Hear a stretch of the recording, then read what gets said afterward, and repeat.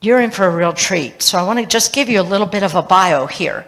He's a speaker, he's a musician, and he has the initials NCW by his name. NCW, no credentials whatsoever. Gregh combines a lifetime of interest in consciousness and wellness with an irreverent sense of humor.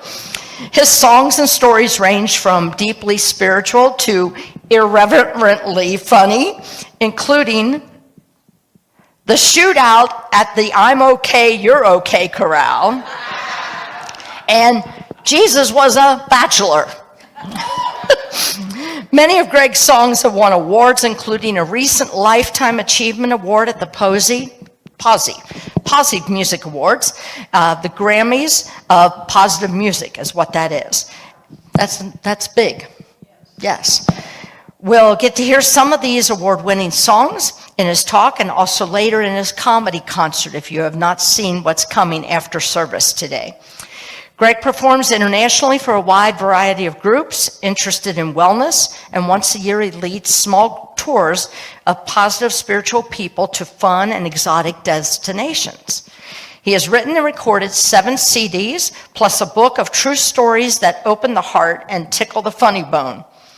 They are all available here today outside in the lobby, and he'll be manning that table afterwards to be able to talk with all of you.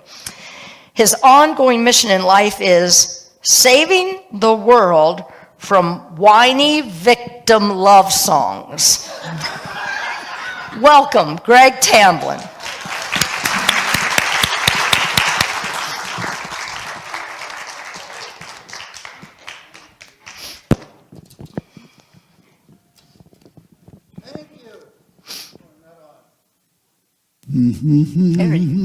Thanks, everybody. Really, really good to be back. I was actually here about 20 years ago, so it's been a long time. And I really, really do want to thank everybody for making me feel welcome this morning, because you all have. I want to thank Joe for getting me all wired up here. Thank you, Joe. And Pat for playing that amazing version of Here, There, and Everywhere, which was so beautiful. I just heard Paul McCartney say he thinks that's his favorite song that he's written. So it was lovely to hear it. So I'm really, really happy to be here. I want to thank Kathy and Michael for hosting me and their pups. They're beautiful pups. So much fun. And I want to speak this morning, share some thoughts about big mysteries, cosmic questions, and what I feel is the most helpful attitude to have about these big questions when we encounter them. So how best to approach them. Now, I like to joke about this NCW degree. Anybody else have that one? So I know it's a growing club. But the reality is I did escape from college with a real degree, a BS. A BS in geology. Yeah, it's true. Wanted to be a rock star.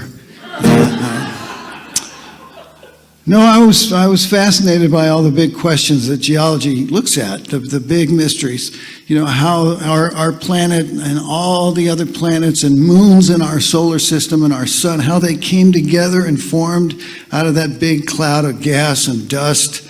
You know, that's still not really clear how that happens, but we have all these planets and moons in our solar system, and they're all so different. It's fascinating how different they are from each other. So we're finding out all kinds of things about that. Somehow, on this planet, about 3.7 billion years ago, we got organic matter out of inorganic matter. We don't know how that happened, but life began. We think it might have even come from an asteroid or a comet. We're not sure yet.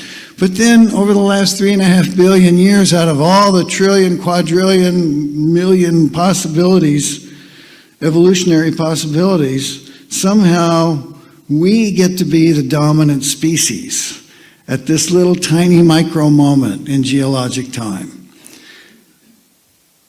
And then all of these geologic processes that go on under our feet every day, all day long, all over the world, how they affect our experience of existence.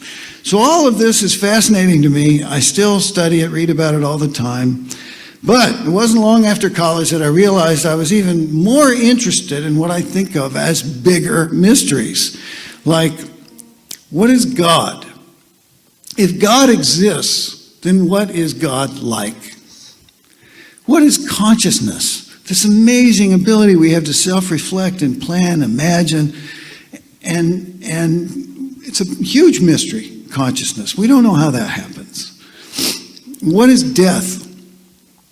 What happens to consciousness after death?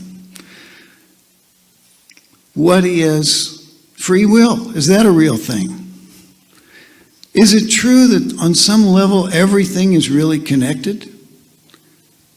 What is love? What are women really thinking? Big mysteries. So I thought we could have some fun with a couple of those this morning and see where it takes us. So if we're going to start, really the logical place to start is God. God's kind of the big mystery. If we get to the point where we accept there is God, God of your imagination, God of your belief, God of your consciousness, well, what is God like? Well, you've noticed that down through the centuries, a lot of people have tried to tell us what God is like. Whether they knew or not, they thought they knew, and they told us what God is like. But we have a lot of different versions of that. I'm interested in the fact that what God is like for me is a lot different than it was 40 years ago. What I think of as God is way different than, anybody relate to that? How you feel about God now is different, right? Which I thought was kind of funny, because I don't think God's changed much in 40 years. So that felt like a song idea. So my friend Richard and I came up with a song called A Brief History of God. Now, you know I'm a science guy, so I try to slip some science into these songs when I can. So in the last verse of this song, we added some physics. I had trouble with physics. I don't mind admitting I had trouble. I thought it said psychics when I signed up, but it wasn't what I expected. But seriously, there's a new theory, a new idea in physics called string theory. You probably heard that term, string theory. So when we get to the part of the song about strings, you'll know that it's physics. So this is called A Brief History of God, or G-string theory.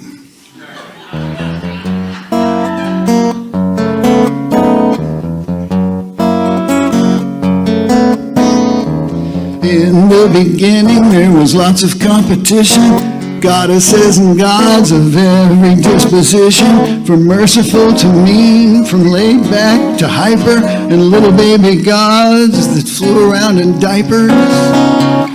Animals, pranksters, destroyers, creators, flute players, lute players, nymphs and satyrs. So many gods it was hard to keep them sorted. God had multiple personality disorder. Well, keeping track of all these gods was no fun. So finally some people said, let's cut it down to one. But the one God was angry, always finding fault. There was banishment and floods and pillars of salt. Well, why? Was God traumatized at an early age by standing too close to the Big Bang? Was it nature or nurture or Satan's little goblins? God had anger, management problems. God had other issues that mess with serenity, like this long-term question of sexual identity. The feminine divine with a male autonomous. God was so confused. Am I androgynous? And then on top of that, what was challenging the most was trying to figure out what the heck's the Holy Ghost. God needed time off and checked into a clinic. And poor old God was becoming schizophrenic. While in for treatment, God sent some folks to teach us, like Krishna, Buddha, Muhammad, Jesus. On some things they agree, on many things they don't. And if you choose the wrong one, some say your soul is toast. Now how everybody's praying by all these different rules.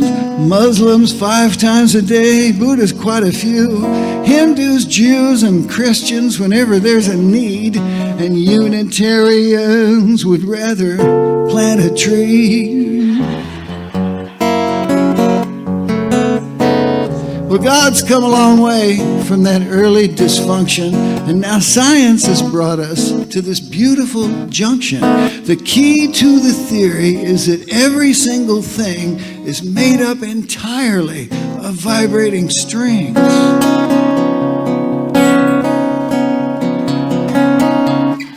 Well, this is what musicians have known all along. The universe is really one big song. And there you have it, friends. That's the story so far. We're all just musical strings in God's big guitar.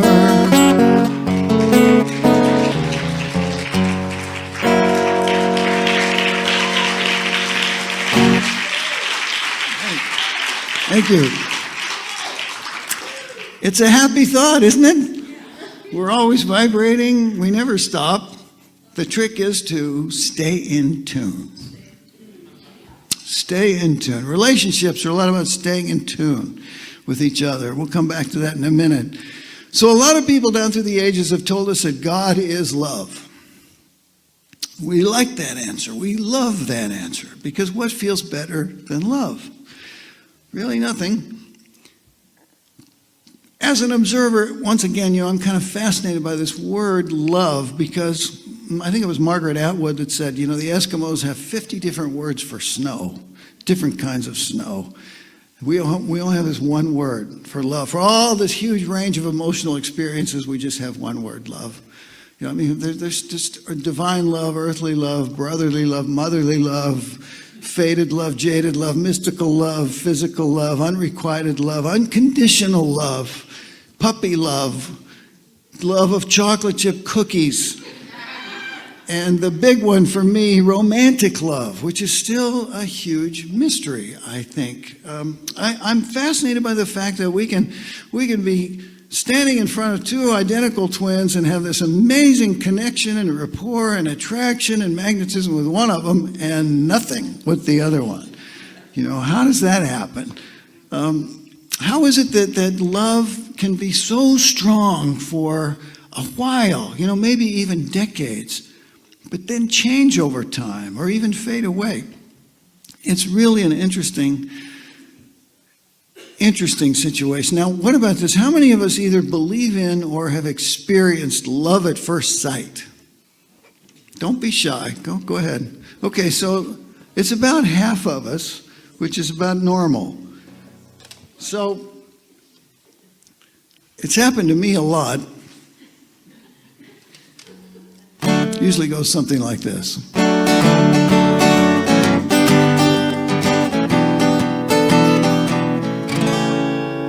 A man is riding on a train.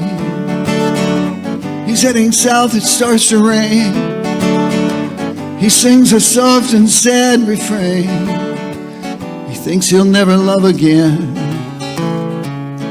On the other track, a train is heading north through the rain. A woman looks out her window pane. Her life has been a lonely game. The 2 trains pass, they're moving fast. Faces flicker past. For half a beat, their 2 eyes meet. And instantly they both can see that they were meant to be. Yes, it happened just like that. It hit them like a thunderclap. Somehow they had seen the answer to their dreams passing on the other track. So at the next stop he gets off. A love like that must not be lost. He takes the next train heading north. He does not know she's done the same.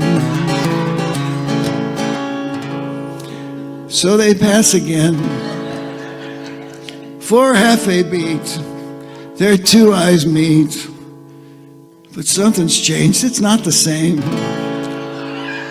Now they can see they were not meant to be. Well, she knew someday it would have to end. She wonders if they'll still be friends. All the plans he made all begin to fade as she disappears around the bend. He will never be the same. Deep in his heart she will remain. He looks out through the falling rain. He thinks he'll never love again. I think he's gonna love again. And again and again and again and again.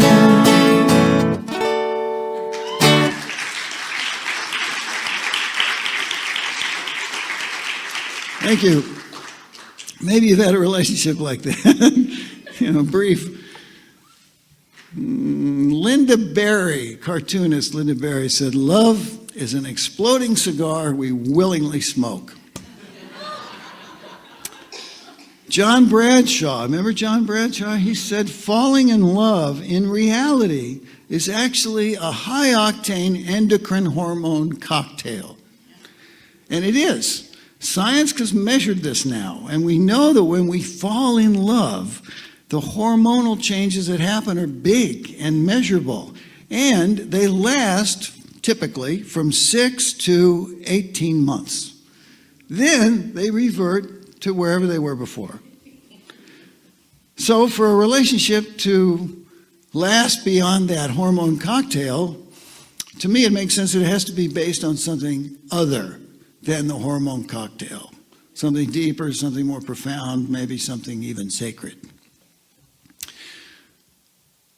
Well, love, I feel like because of that, love is a word, we should at least have two words, like the Greeks, eros for romantic love, and agape for the sort of brotherly, divine type of love.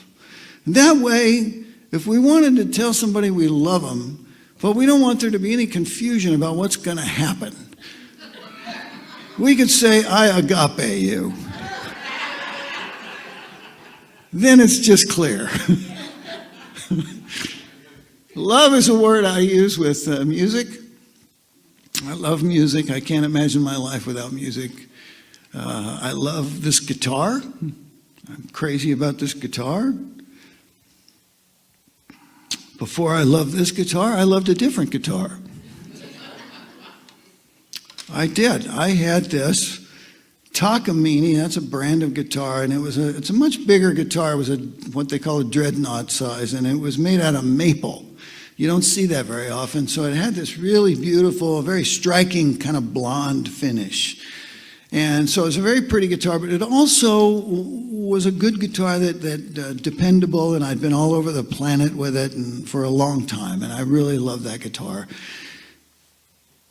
And at the same time, as much as I loved that guitar, I started having this idea that I wanted a different guitar to travel with.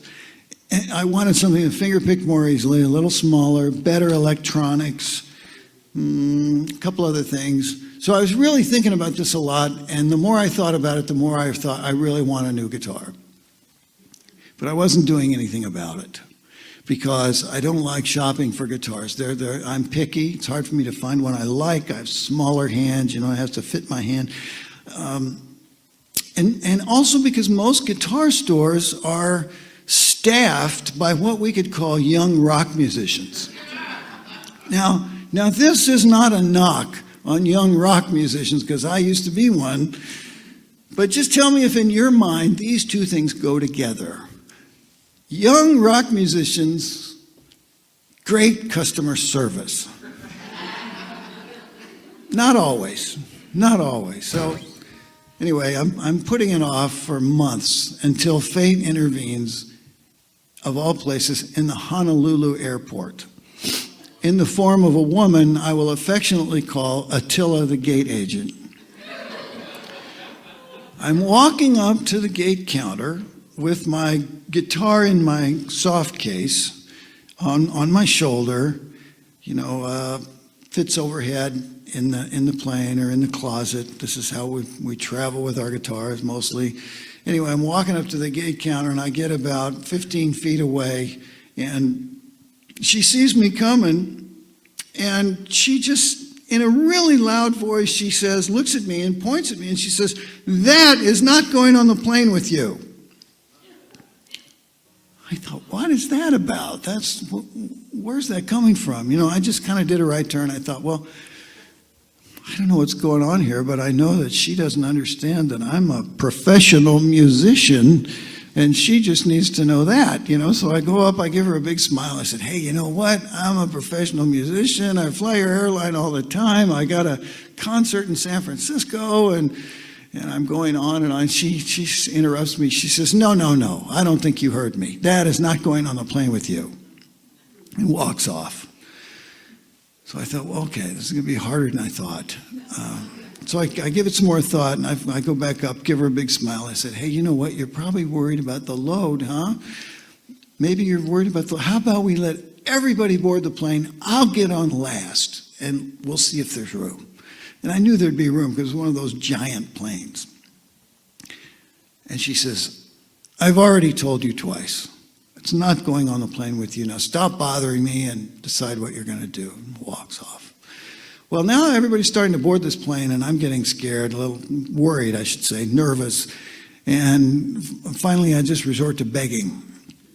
I just go up to her and I start pleading, could we just try? Could we just give it a shot? Could we just talk to a flight attendant? Could we just maybe see if there's room before you say no? And she's just stone cold, and she says, "No. You have two choices. You can leave it here, you can check it, it's not going with you." I said, okay. So I gave her the guitar, and off she went. And I get on board. It turns out I'm in the front row of coach. They call this the bulkhead. And across from me is the little jump seat, well, one of them. And there's a flight attendant sitting there, and the plane's taking a long time to taxi. So we start talking. I tell her the whole story about Attila. And to her credit, she listens to the whole thing, and when I'm finished, she's just appalled. And she says, I just can't believe this. I just have to apologize for our airline. We are not like this. We know these instruments are important. We try to accommodate you guys, and you really need to know this is not what normally happens. Please accept my apology for our airline. And she got up to go to work, and I felt better, and I thought that was the end of it. But when we got to San Francisco, it was my turn to get off the plane. All the flight attendants are lined up there by the door, and I'm walking by, and they said, hey, wait, you're the guy with the guitar. Here, they brought it up. Let's give it to you. And I said, oh, that's nice. And then I thought, well, let's look at it. And I opened my soft case, and it's splinters. It's shattered. It's like the baggage guys thought they were Pete Townsend at a Who concert, So it wasn't going to be played anymore. That was clear. And I felt bad. They felt bad. 3 of them walked me down to baggage service, and they said, now look, here's our names and employee numbers and phone numbers, and this guy got a bad deal, and we think you need to make it right because this should not have happened. And then they left because it was midnight and they had to go to work the next day. So here I am. It's midnight. I'm in the bowels of the San Francisco airport. There's nobody around anywhere except this girl across the counter who looks about 12. And she looks up at me with this really sweet face, and she says, "I can't help you. I just work here. I don't have any authority to do anything. Now, if you want to come back tomorrow morning and talk to the manager, you can talk to the manager, and maybe she can help you. But you need to understand that we have a very firm policy. We never compensate for musical instruments, ever. It's just something we don't do. But if you want to come back in the morning, you can come back." So I go to where I'm spending the night. And you know how sometimes it's really hard to go to sleep when you're upset? And my feelings for Attila were not something I could share with you outside of group therapy. And I couldn't sleep. I was so angry and frustrated, and I get up in the morning just exhausted from all of that. And I'm driving out to the airport. I felt so bad, I just started praying. I just said, God, you know what? Please help me be calm. That's all I want. I just want to be calm. I don't care what happens. I will let go of this whole thing. Please just help me feel some peace. And it worked. By the time I got there, I felt okay.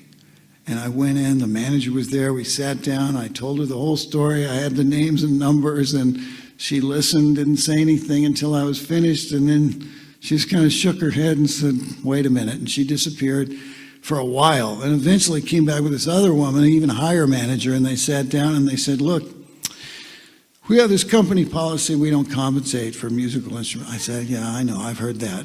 They said, well, we've talked it over, and we think we need to buy you a new guitar. I said, really? And they said, yeah, just find one you like, and we'll pay for it.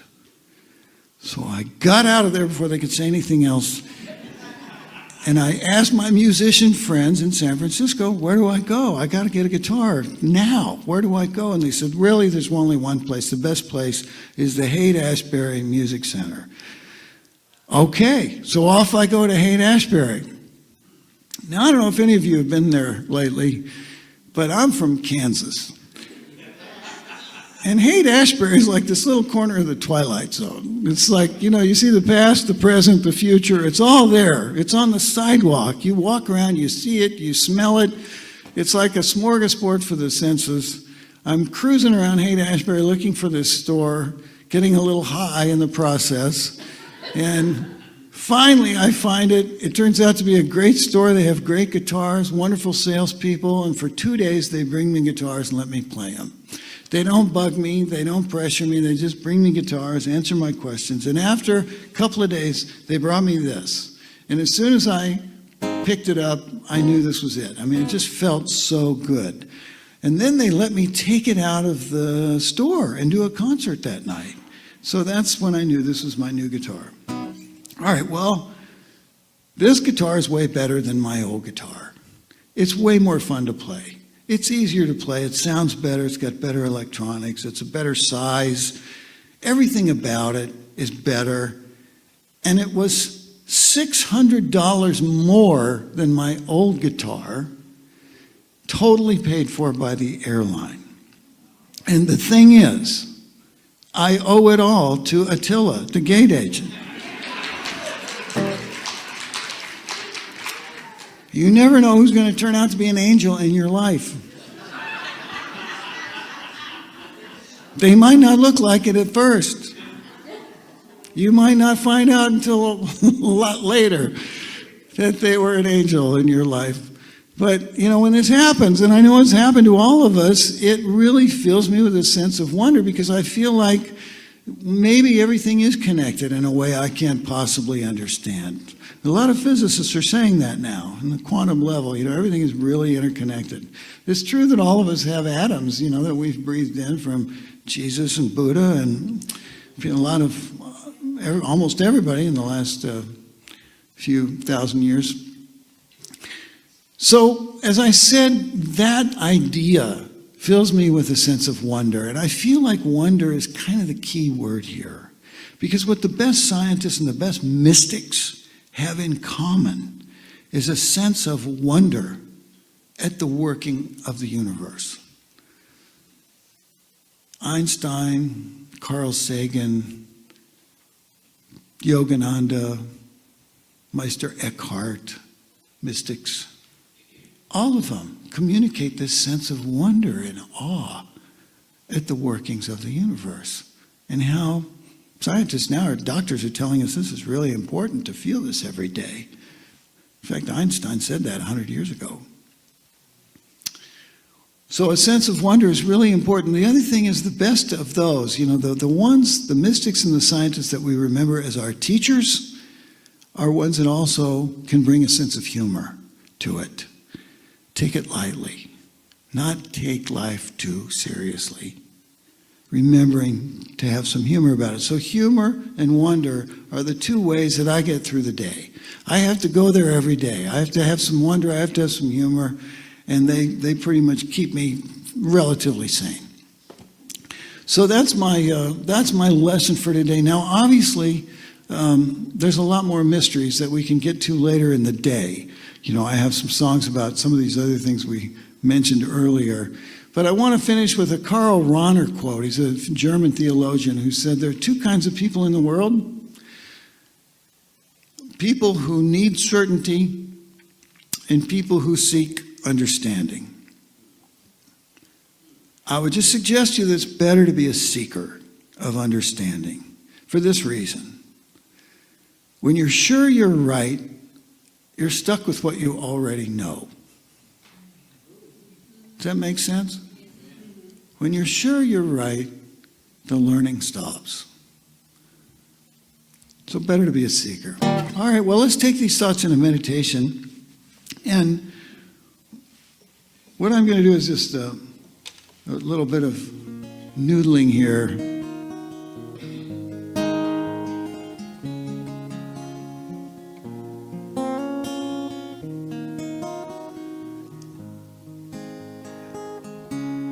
And I'm thinking, of what I'm going to give you. A couple of prayerful thoughts, I think, is what we'll do.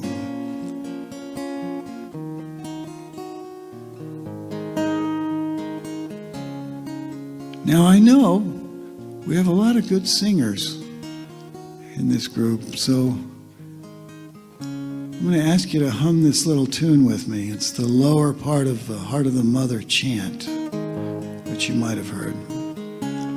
It goes like this.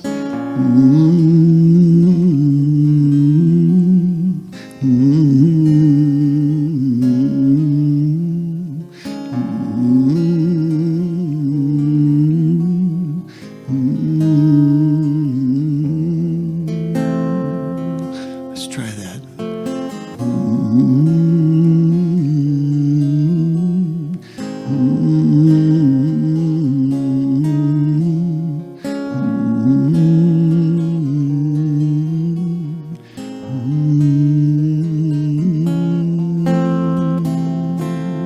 One more.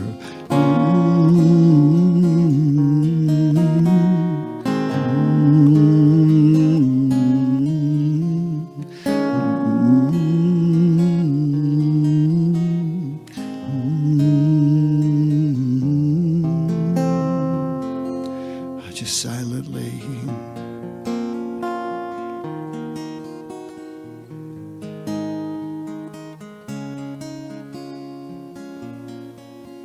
Let's all take a nice big slow breath and feel our pew supporting our weight, and just let our body relax into our seat. Let's take a nice big breath and breathe in the peace of God and feel that fill our whole body and our whole being.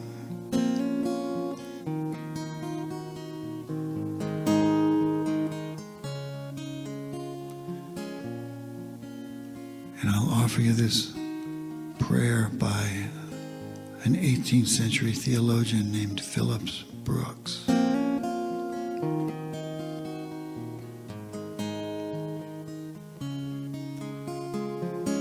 Do not pray for easy lives. Pray to be stronger men and women. Do not pray for tasks equal to your powers. Pray for powers equal to your tasks. Then the doing of your work shall be no miracle, but you shall be a miracle. And every day you shall wonder at the richness of life which has come to you by the grace of God.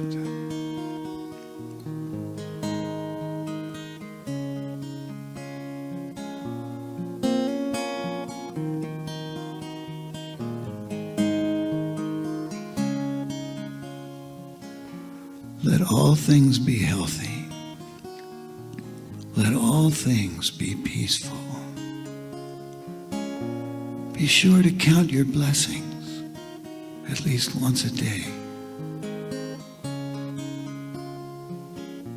Have self-control, self-knowledge, self-respect, and the courage to dare.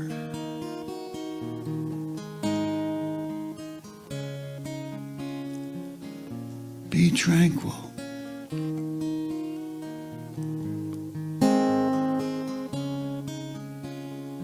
the light of intelligence will survive. And strive to make a spot where you stand beautiful. Then the beauty and harmony will follow you in all your ways and in all your days on this journey we call life.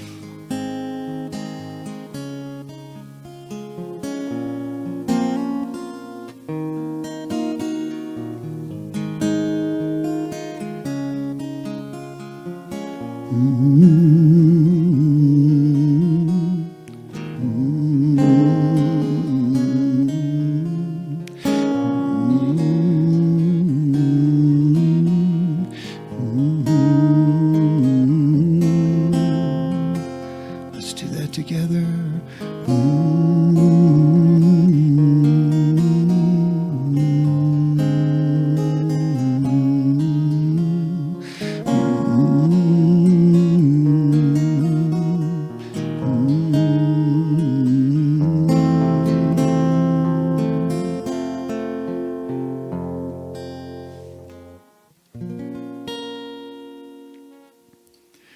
All right, let's take a nice big breath, come back to the room, and thank you so much for the gift of your attention. I actually have one more song I'm going to play in a minute or two, but I think there's a couple of things we do before that, or is that not right? Yes, would you have some announcements? I'm new at this. Let's see, Greg, what are we doing here? Yes, we are. We're going to bless the love offerings here in a minute, and then we'll have another song from you. Okay. Are you good? Go ahead. All right.